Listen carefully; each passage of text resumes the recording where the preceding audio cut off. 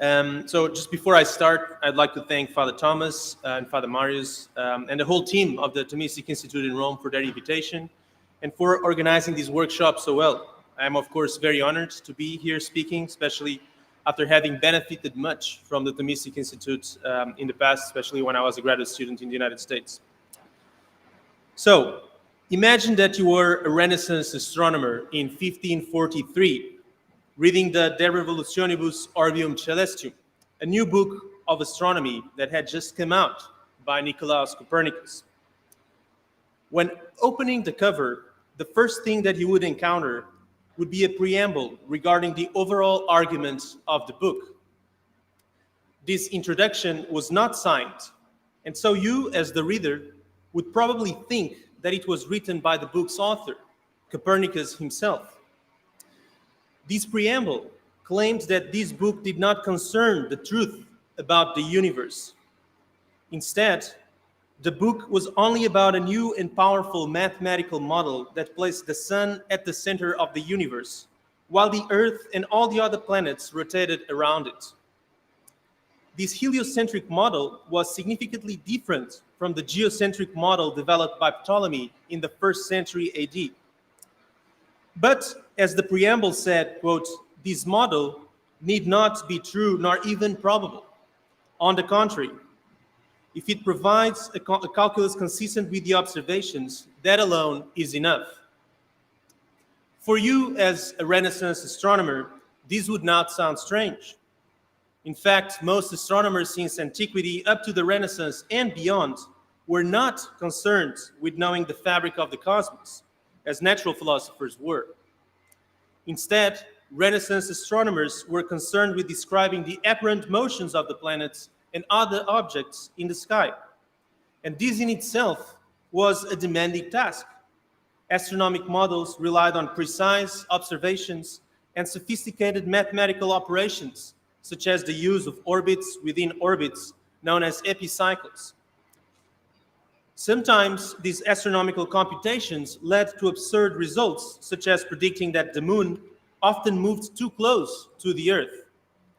Yet, as this preamble to Copernicus's book also reminded you, this was not problematic because the position of the moon's center in the skies was quite accurate. Physicist and historian of science Pierre Duhem neatly described his astronomical approach as saving the phenomena. This logic may sound bizarre today, but just think of how modern physics deeply relies on general relativity, even though its results are absurd at the quantum level, and vice versa. In short, astronomy, then as now, relied on mathematics to describe certain observable phenomena and not to explain how and why they happen. But now imagine that this Renaissance reader of the De Revolutionibus was not you, but Copernicus himself. In 1543, the year in which the book was published, Copernicus was in bed recovering from a stroke. But we know from a friend's letter that Copernicus still received his printed book in the mail and probably read it.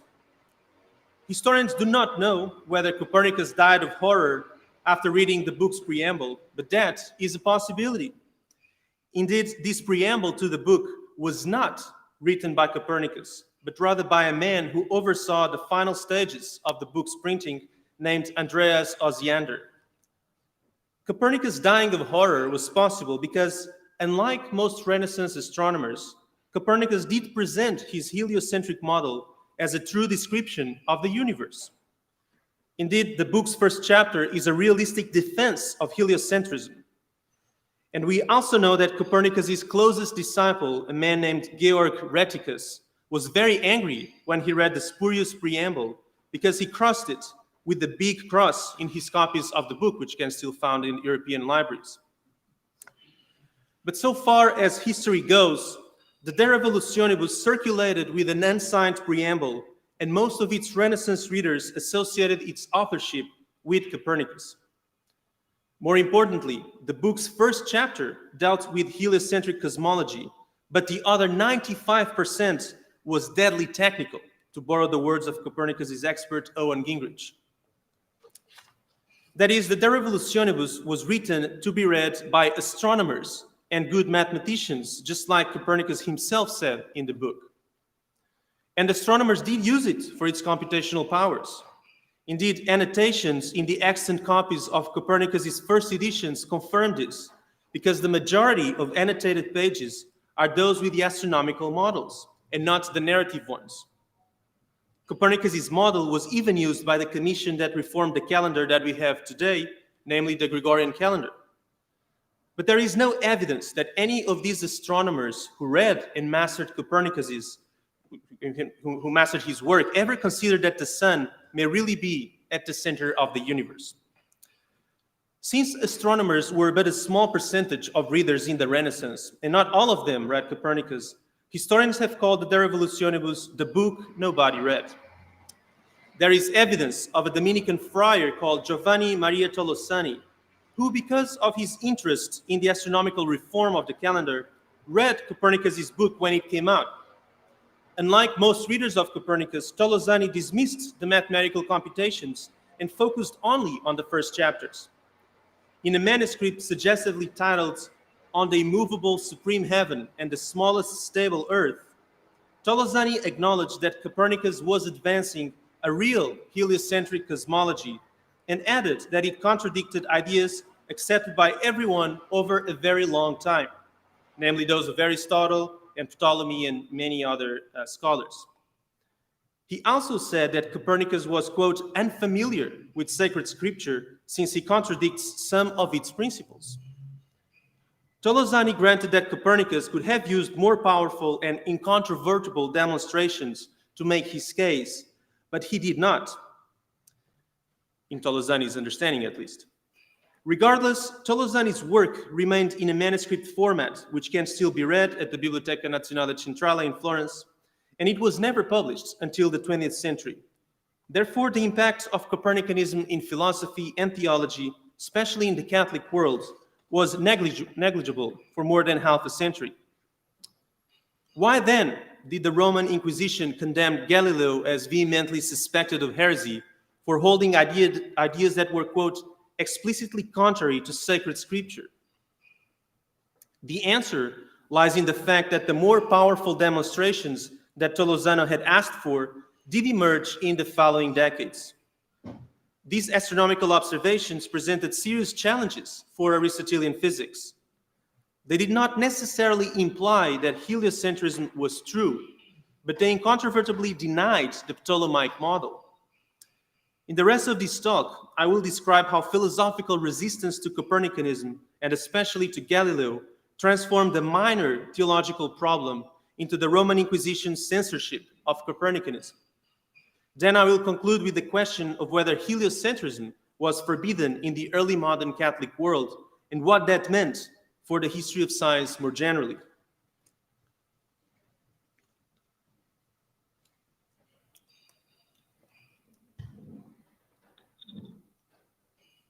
So the philosophical impact of Copernicanism began with astronomical observations made decades after Copernicus in opposite corners of Europe. The first observations were made by Tycho Brahe, a Danish astronomer who, one night in 1572, saw a new star that no one had ever seen before in the constellation of Cassiopeia. He called it a nova stella in Latin. Today we would call it a supernova. With the most precise measurements ever used without a telescope, Tycho determined that this new star had to be way above the moon. He reached a similar conclusion concerning a comet that appeared in the sky a few years later in 1577. The problem with things appearing and fading away in the sky is that it contradicts one of the major tenets of Aristotelian cosmology. Aristotle explained that everything above the moon was perfect or incorruptible, and that below the moon, everything was corruptible. A famous resonance between this Aristotelian description and Christian iconography is the image of the Immaculate Virgin Mary above the moon or among the stars. This physical explanation made sense because it matched our common experience. Unlike animals, plants, and rocks which die or are destroyed, celestial objects do not seem to change. Moreover, the sun, the moon, and the stars follow the same path over and over again every year. Before Tycho and way after him, there was no knowledge of supernovas, galaxies, or of stars being born and dying. Astronomical observations reaching as early as ancient Babylon confirmed that everything had been the same for millennia. Thus, Tycho's observations were the first cracks in the Aristotelian skies. Just like in glass, the next cracks would rapidly multiply and ultimately shatter this conception. It all started when, in 1604, a new star appeared again in the sky. This time, a 40-year-old Galileo Galilei came to the scene. But Galileo was no astronomer. Instead, he was just a non-famous professor of mathematics at the University of Padua. Galileo's main expertise was in the discipline of mechanics, which in the early 1600s shared the status of astronomy as mixed mathematics. In Padua, Galileo made an important discovery while studying the free fall of objects, which was one of the main topics of late Renaissance mechanics. Through various measurements, he understood that objects fall at the same time regardless of their weight, and not in a time proportional to their weight, as Aristotle himself had claimed. After this discovery, which he shared with friends but did not publish, Galileo's main intellectual agenda became increasingly centered on using the mathematical sciences to make claims about natural philosophy. The problem for Galileo, however, was that just like in the time of Copernicus, mathematicians should only be concerned with saving the phenomena, and thus had no social authority to speak about natural philosophy. But the supernova from 1604 would speed things up for Galileo. Unlike the free fall, whose implications were understood only by Galileo and his friends, the supernova was out in the skies for everyone to see. For this reason, Galileo used it as an opportunity to speak publicly against Aristotelian physics, especially against the incorruptibility of the heavens. He did so in public lectures in Padua and in 2 books published under a pseudonym, the last one of which was just confirmed to be written by Galileo less than a year ago. In this last book, Galileo also suggested that the moon was not perfect and had mountains, thus making a celestial incorruptible body be just like the corruptible earth. But again, Galileo was only a mathematician, and his arguments were quickly refuted by various natural philosophers who explained the supernova within an Aristotelian framework. One of his adversaries, a Florentine philosopher named Ludovico delle Colombe, pointed out sarcastically that mathematicians posed no threat to natural philosophy. But things were about to change. In 1609, a new gadget that allowed one to see at greater distances appeared for sale. It was probably advertised as something that allowed soldiers to see enemies at a distance, or pilots to look at distant lands. Galileo acquired this instrument and improved it considerably. However, instead of pointing to land, he looked at the sky and saw things that no one had ever seen before. Galileo saw with his own eyes the mountains that he had previously described on the moon. He also saw many more stars in the sky than people thought there were. He noticed that some nebulas and the Milky Way were clusters of stars. And most importantly, he discovered that Jupiter has moons. Galileo thought that this last discovery strongly supported the Copernican system because moons were rotating around another planet.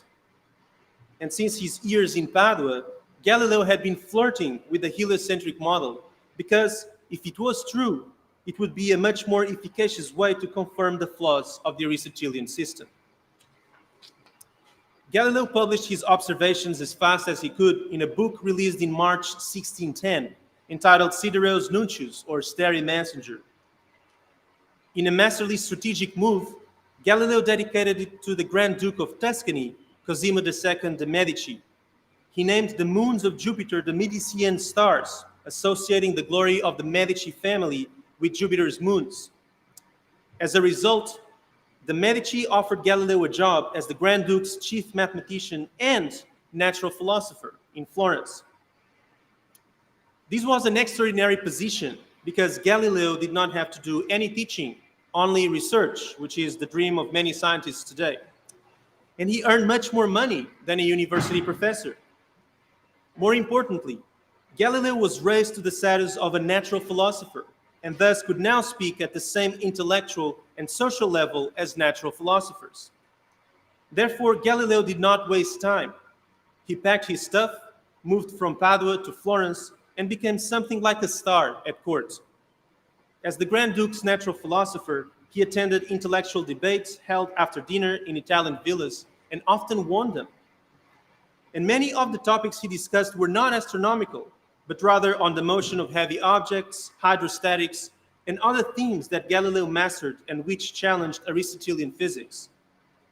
In turn, Ludovico delle Colombe and other Aristotelians fiercely reacted to Galileo's increasingly popular anti-Aristotelian agenda.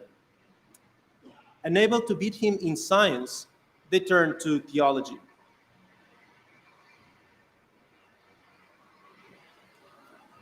But before looking at the Galileo affair, let us look at a few theological objections to Copernicanism. Biblical considerations apart, they will become important later. What problems did the heliocentric model present to early modern theologians, especially in the wake of the Catholic Reformation and the Council of Trent? One common answer is the popular idea that Copernicus attacked an anthropocentric view of the universe by removing man from the center of the world. Popularizers of science repeat this great Copernican cliché as it has been called too many times. In part, that is because the vastness of the universe, as shown in modern cosmology, seems to resonate with an apparently insignificant Earth. The problem, however, is that this narrative is historically inaccurate. As historian Danielson has documented, no one in the early modern period, including in the decades after Galileo, thought that Copernicus's mistake was the removal of man from the center of the world. Instead, an apparently similar but diametrically opposite argument was used. Copernicus, so the argument went, attempted to exalt man too much by moving him closer to the heavens. In the early modern Christian view of the universe, what lies at the center is not even the earth, but hell. This view is famously described in the Divine Comedy and the cultural pieces that it sparked, including the calculation of the heights of the different levels in Dante's Inferno by a young Galileo, who therefore was fully aware of this view. Man's central status in the medieval and early modern universe, rather than exaltation, reveals humanity's poor condition, corruptible, and very close to the gates of hell. Copernicus's model, if real, turned this figure upside down. In the words of Giovanni Tolosani, that first theologian to engage with the De Revolutionibus, Copernicus changed, quote, the order of God's creatures in his system by seeking to raise the earth heavier than the other elements. In the dispute with Galileo, that Aristotelian Lodovico delle Colombe wrote that Copernicus was wrong because, quote, the earthly mass is in the lowest place in the world, that is, its center. Finally, Francesco Ingoli, the theologian who wrote one of the most sophisticated anti-Copernican treatises after Galileo, put it most clearly, quote, since hell is in the center of earth and hell ought to be the most remote place from heaven, earth is admitted to be in the middle of the universe, which is the most remote place from heaven. And here I'm following the translation by Chris and Christina Granny. So what also becomes clear from these quotations, however, is that the lines between natural philosophy and theology were not well delineated by these authors. Why did they all agree that heaven and hell were located in a physical location? One of the reasons is that the Bible explicitly speaks of Christ descending into hell after the crucifixion and ascending into heaven after the resurrection. But today, no Christian interprets these passages literally. According to Catholic doctrine, heaven and hell are supernatural, eternal realities, and therefore have no place in a temporal world. What makes Galileo's time even more peculiar is that medieval scholars before Copernicus also understood his autonomy between philosophy and theology in very modern terms. The Dominican Albert the Great, for instance, was often careful in distinguishing supernatural from natural causes and advised others to do the same. Even Copernicus thought this way. He wrote as a faithful son of the church and did not seem to think that heliocentrism presented a challenge to theology. His book's dedication to Pope Paul III and the endorsement of various churchmen confirms it. What happened then? That around the year 1600, various prominent theologians, including the Jesuit Robert Bellarmine, held a more confused view of the relationship between philosophy and theology. The answer lies in the specific historical circumstances of Europe at the turn of the 17th century. These were times shaped by religious reform, new philosophical worldviews, and ongoing empirical challenges to ancient knowledge.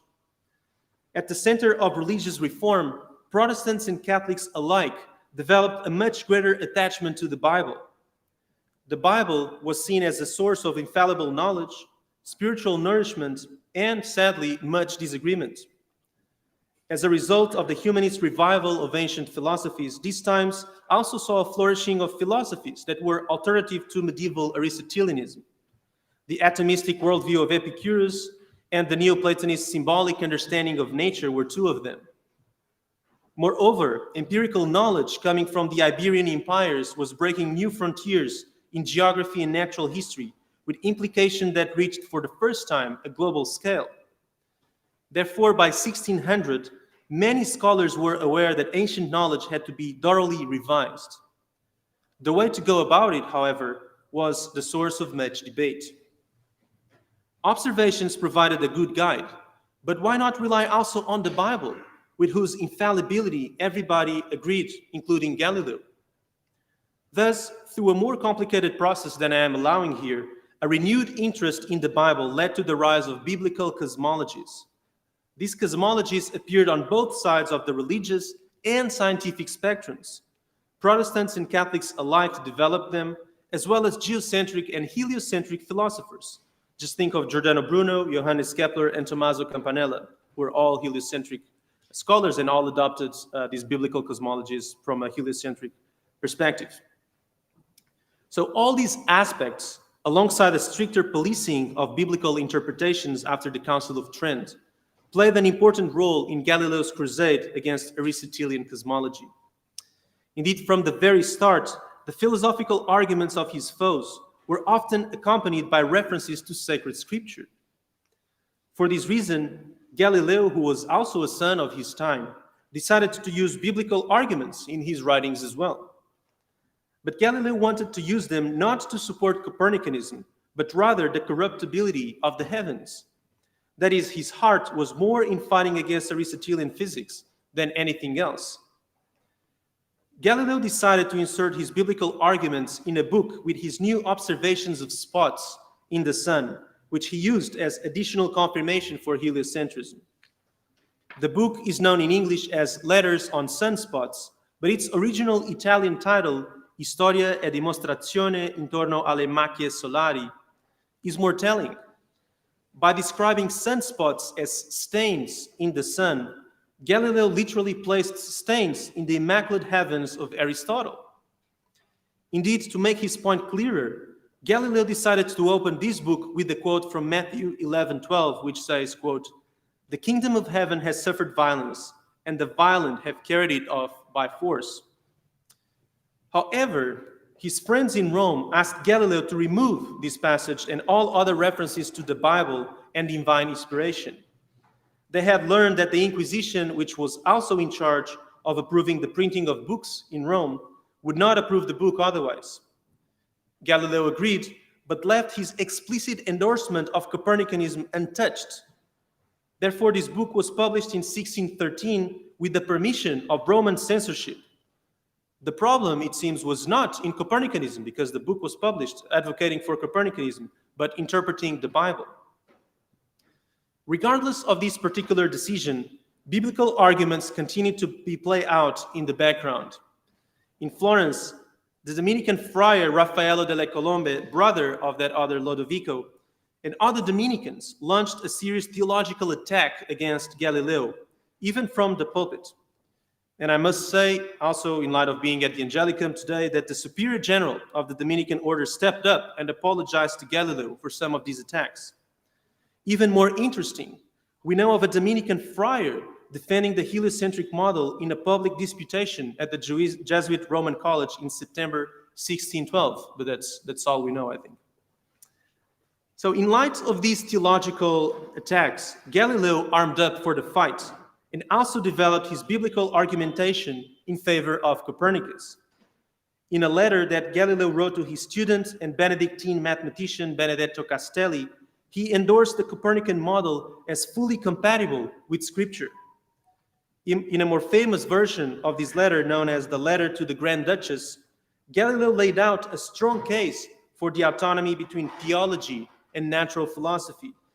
He famously quoted the Oratorian Cardinal Baronius by claiming that, quote, "the Bible teaches us how one goes to heaven and not how heaven goes." And this letter, by the way, should be mandatory reading for anyone interested in science and religion, and was quoted in Pope John Paul II's famous encyclical Fides et Ratio. What superficial readers of this letter often miss, however, is that Galileo also takes his turn at explaining the Bible with natural phenomena. He concluded the letter by saying that the miracle reported in the book of Joshua, chapter 10, is better explained with the heliocentric model.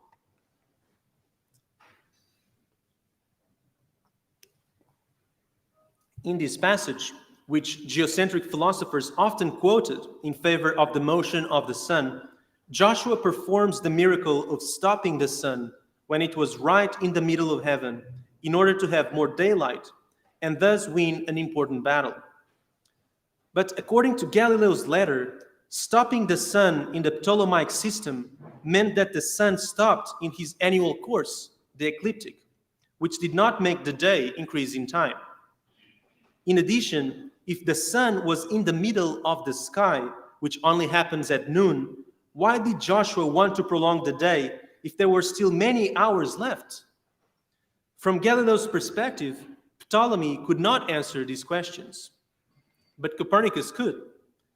In Galileo's model, the rotation of the sun at the center of the universe was the source of the motion of all planets, including the Earth's daily rotation. If the sun stopped its rotation, then all planets would stop turning, including the Earth, and thus extending the day. Moreover, in the heliocentric model, the sun is precisely in the middle of heaven, so the miracle did not need to happen at noon. Therefore, in Galileo's terms, the miracle of Joshua confirmed rather than repudiated the heliocentric model. It did not take long for Galileo's letter to Castelli, including his novel interpretation of the Bible, to fall under the radar of the Florentine Dominicans, one of whom dropped it at the Inquisition offices in Rome. Since the polemics with Galileo had reached such a scale, the Inquisition decided to study the case by reading all of Galileo's books. In the end, Rome decided to close the process in a soft and discreet manner. None of Galileo's books were condemned, including the Copernican letters on sunspots. However, in 1616, the Congregation of the Index asked that Copernicus's De Revolutionibus be suspended until corrected, and that the biblical defense of Copernicanism, quote, of the Carmelite father Paolo Antonio Foscarini, be altogether prohibited. As to Galileo, the head of the Inquisition, Cardinal Bellarmine, told him to refrain from defending heliocentrism as a scientific fact. Indeed, Bellarmine had clear thoughts about heliocentrism. In a semi-public letter, he wrote that, quote, "if there were a true demonstration that the sun is at the center of the world, then one would have to proceed with great care in explaining the scriptures that appear contrary. But I will not believe that there is such a demonstration until it is shown to me." In the end, Galileo's books were not considered problematic, but this apparently minor decision would hold major consequences for Galileo a few years later.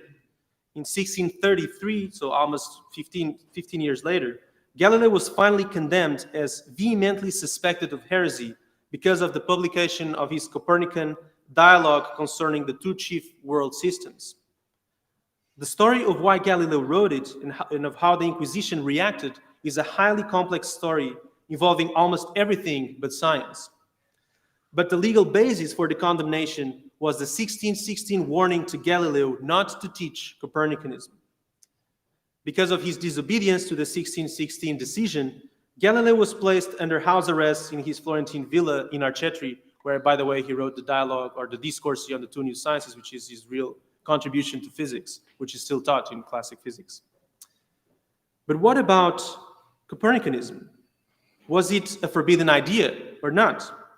And if yes, what does this mean for its circulation? So after the 1616 decree asking to correct Copernicus's work, the Congregation of the Index charged the theologian Francesco Ingoli with deciding what corrections should be done. His report asked to delete Copernicus's claims for the reality of heliocentrism and to erase any reference to sacred scripture from the book. Ingoli's report was then sent to a group of scientific experts, which in this case were Jesuit astronomers in Rome. And this, by the way, was a standard practice used by the Congregation of the Index to make sure that corrections did not lead to scientific absurdity. So they would also often imply physicians, for instance, if the censored book would be a book on medicine. So once the Jesuit astronomers approved the suggested corrections, the Congregation of the Index issued another decree telling the Catholic world what corrections should be done to the book. Now, imagine that you were a 17th century reader of Copernicus outside of Italy. You would probably find a copy of the De Revolutionibus in the astronomy section of the religious or royal library closer to you. But strikingly, that copy would most likely not be censored, including if you were looking for it in the Catholic monarchies of Spain and Portugal. Indeed, according to the largest survey ever done of the extant copies of Copernicus's De Revolutionibus, of about 400 copies now in Europe, only 33 are censored, or about 1 in 12. More importantly, almost all of these censored copies of Copernicus are in Italy. Thus, if you were an Italian reader of Copernicus, you would also find the De Revolutionibus easily available in the astronomy section of your favorite library, but this time with visible corrections. However, most corrections were done in ways that allowed the reader to easily read the censored information, such as these corrections done in Galileo's copy by his own hand. This week, by the way, I tried to see this copy in person in Florence, but I was told by the archivist that the copy is actually in Washington, D.C. in an exhibit going on there. But it's online. But as you can see, censorship of Copernicus in early modern Italy did not so much erase his statements as it highlighted them. Why? The goal was really not to forbid certain passages, but rather to send a message about why they were prohibited. I mean, you can see some of them, like the first one is really on the table of contents, and he's basically saying that, no, the sun is not like the sun, the moon, and the earth are not three stars, right? That's what it says, whereas Copernicus was saying these are three stars rotating around in the universe. Nonetheless, a case could still be made that Rome's attack on Copernicus and Galileo made Copernicanism a forbidden idea. Indeed, although the Inquisition did not forbid Galileo from writing more books in 1633, no one in Italy dared to print another of his books for a while. In fact, his book, The Two New Sciences, was published in Protestant Leiden. But other sources show a more interesting story. For instance, two French priests, Marin Mersenne and Pierre Gassendi, published books in the 1640s that did not explicitly endorse Copernicanism, but definitely showed its scientific strengths. Strikingly, a Latin translation of Galileo's dialogue, alongside Foscarini's biblical defense of Copernicanism and Kepler's Astronomia Nova, was printed in Lyon, France in 1641, with a reprint of its corresponding imprimatur, so its ecclesiastical permissions. And in 1656, the first edition of Galileo's complete works was published in Bologna. This edition did not include the dialogue on the two chief world systems, but it included Galileo's letter on sunspots, which was his first defense of Copernicanism. Also relevant is a set of Portuguese manuscript notes from a class of astronomy in Lisbon in 1617. The professor was Giovanni Paolo Lembo, an Italian Jesuit who had been involved in the Collegio Romano's response to the first astronomical observations of Galileo. These notes show that Lembo was fully aware of the 1616 condemnation against Copernicanism, but they also show that Lembo still taught the heliocentric model in a public class at a Jesuit school. Lembo did not advocate for Copernicus, of course, but he taught it freely to his students. Lembo was only one of the first in a long list of Jesuits who wrote about heliocentrism in the 17th century without, however, fully endorsing it.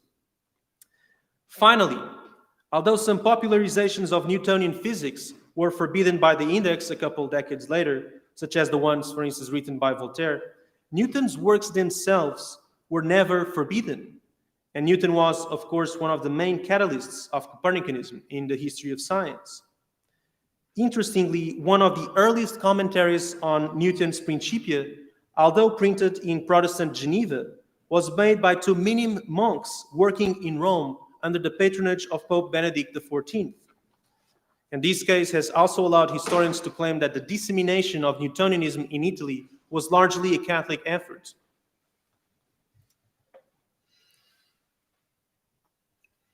In conclusion, if you are a reader of popular accounts of science and religion, you probably know that the Church's censorship of science, and especially of Copernicanism, appears in two extremes. Namely, the claim that the Church forbade the circulation of scientific ideas, or on the other hand, that such prohibitions are just myths. The historical reality, however, is much more complex.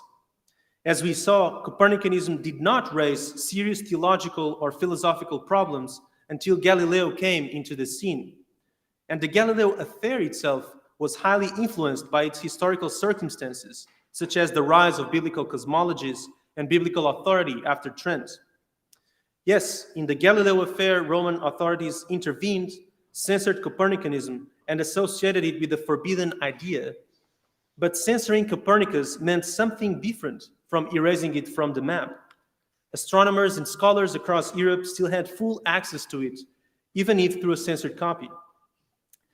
Indeed, rather than asking about the success or failure of censorship, a new generation of historians of science has instead asked, what can Catholic censorial practices in themselves teach us about early modern science? As it turns out, there is still much to discover.